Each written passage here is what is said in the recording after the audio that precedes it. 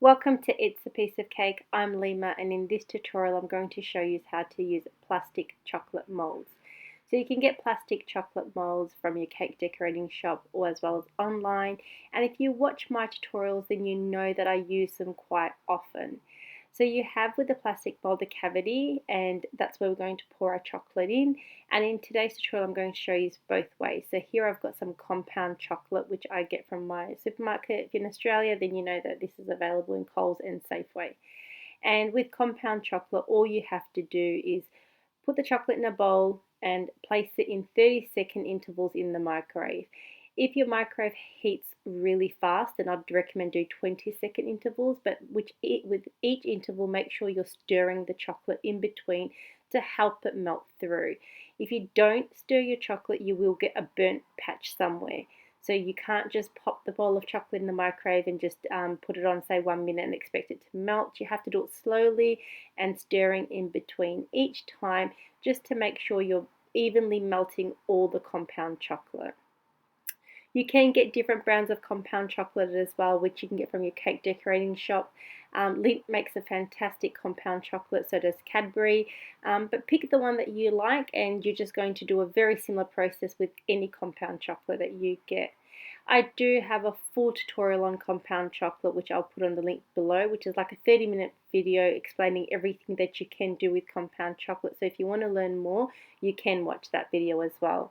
So once you have melted your compound chocolate, you're going to pour it into a piping bag, and then you're going to cut the tip of the piping bag out. You don't have to put it into a piping bag. You can kind of spoon it into your mold if you want to, but it's much easier to control the chocolate when it's through a piping bag, and it gives you a neater finish. So now I'm just going to pipe all that compound chocolate inside the cavity of my plastic mold, and then I'm going to tap it. Now it's very, very important to tap it a lot. Really, you just want to make sure that there's no air bubbles.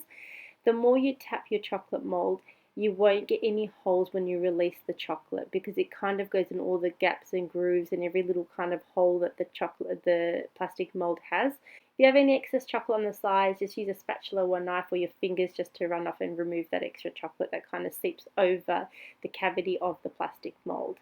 And then you're going to pop it in the fridge to set. Compound chocolate sets very, very fast, so that's only going to be in the fridge for about an hour. And now with the remaining chocolate, you can just use a spatula and put it back into that piping bag that you were using, and then you can store this in the fridge. So what I normally do is get all the excess chocolate out of my bowl, then close up this piping bag, and then also I put into a Ziploc bag.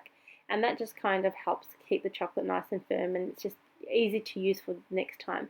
And then the next time you do need to use it, you can actually just heat it up in the piping bag.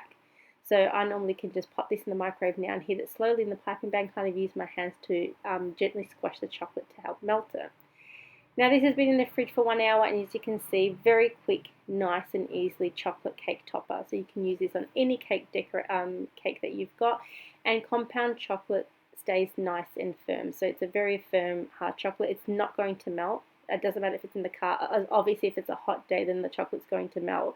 But if it's like normal room temperature, it's not going to melt. So it's like buying chocolate and you've got it in your cupboard. It's not going to melt. And that's pretty much with using chocolate. So I prefer using chocolate as a decoration than using fondant, obviously because it tastes better and it's easier to work with. So that's the easy way of making any chocolate figurines using plastic molds, and that was doing the compound chocolate. So now I'm going to show you the other way, which is tempering chocolate. So tempering chocolate is a completely different to using compound chocolate. I do have a full tutorial on tempering chocolate. I do recommend watching that. It's a good, 20-minute video, but that kind of explains everything about tempering chocolate. I'm just going to do a quick version today. But basically with tempering chocolate, you can use any chocolate that you like. Any brand, any chocolate that you like, and you can get it from cake decorating shops. You can get it from your supermarket, and what you're going to do is cut the chocolate pieces. So compound chocolate and normal chocolate are different. And like I said, there's a tutorial on both of them, which I'll put in the link below. But as you can see, all I'm doing is I'm cutting up the chocolate that I want to use. I'm using Toblerone because it's my favourite. So once I've cut it up, I'm going to separate it into two bowls. So one bowl is going to have about 70–80% of the chocolate, and then the other one's going to have about 20–30%. You don't have to be exact, it's just roughly. That's what you want to do, just an estimate of that. And then with the bigger bowl, what I'm going to do is separate that, and then I've got the leftover, which is the 20–30%. I'm going to cut them up a little bit more just to make them a bit finer, because I'll explain later what we're going to do with this chocolate here. Also, when you're using your plastic mold, make sure that it's completely dry. If you have any water in the mold, even if it's like a drop of water, the chocolate's going to kind of leave a gap and you're going to see that hole. So make sure your plastic mold is completely dry. Now with your normal chocolate, you're going to pop it in the fridge and pop it in the microwave, and you're going to melt it.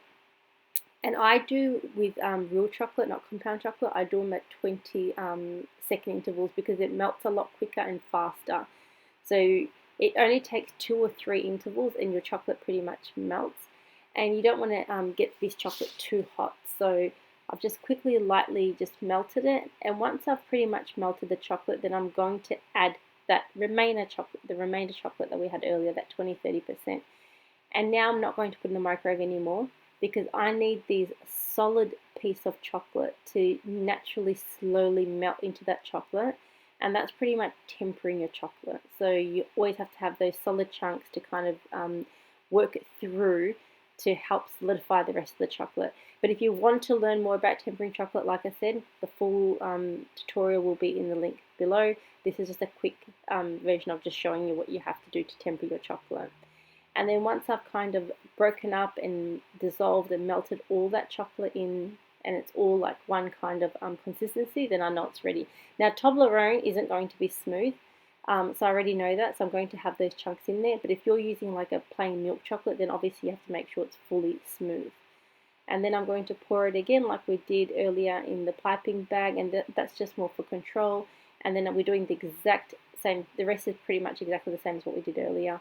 You're going to pipe in your plastic mold, tap it, and then if your mold is not level, because you can get a lot of molds that won't be level because one side will be different to the other, you're going to need either some paper towels or a cloth, something to help balance and level it so it's nice and even. Otherwise you're going to get a really awkward kind of shape, so one side will be heavier than the other. So now I've done that, and I'm going to put this cloth like that in the fridge and let it sit in the fridge like that.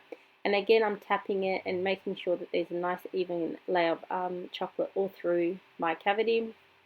And then we're going to pop in the fridge to set. Now, tempered chocolate does take a lot longer to set than compound chocolate. So that solid big crocodile earlier, it only took an hour. But with the tempered chocolate, I'm going to leave it in the fridge for at least an hour and a half, 2 hours, depending on how big and thick it is. So you have to be, with tempered chocolate, just be more patient and leave it and let it set completely and slowly. And with the leftover chocolate that I had, I'm just going to fill up any other plastic molds that you can see, just some love hearts, and then I've let them sit in the fridge, and I'm just gently going to tap the mold just to help them release out of the mold. When they have been set really properly, you shouldn't have to have too much pressure as you're releasing them from the plastic mold. They should just kind of like really easily pop out of the plastic mold. So that's the little love heart ones. They were quick and easy. They didn't take too long to set. Now, as you can see with my larger one, the top half, which was really thin, that came out, that set really fast, and that came out. But saying set really fast, that love heart did take over an hour, like an hour 20 for it to set. So I've got my case, and now I'm just going to, the lid of my case, and then the case I've left for another 2 hours. So I would recommend, if it's a solid big slab of a chocolate like that, leave it for a minimum 3 hours. You just want to be safe that when you press it, it comes nice and easily. If you're pressing on the mold and the chocolate isn't releasing, it's not ready, so put it back in the fridge and let it set. So that's my little chocolate case, making it with the tempered chocolate. And so like I said, this chocolate, I could have this sitting on the table now and it won't melt unless it's a really, really hot day.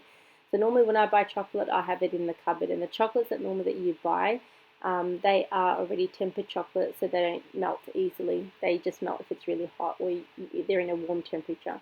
So that's the Love Heart, and that's how to use plastic molds. And if you do watch my tutorials, it is something that I use quite often, and it is something very, very easy to use. Once you kind of get the hang of it, then you do also realize that there is so, like in my cake decorating shop, honestly, they've got over probably 200 different types of plastic molds. So I hope you guys did enjoy this video and learned about how to use plastic chocolate molds. And if you did, I'd love it if you give me a thumbs up or leave me a comment. Thanks for watching. Take care and bye for now.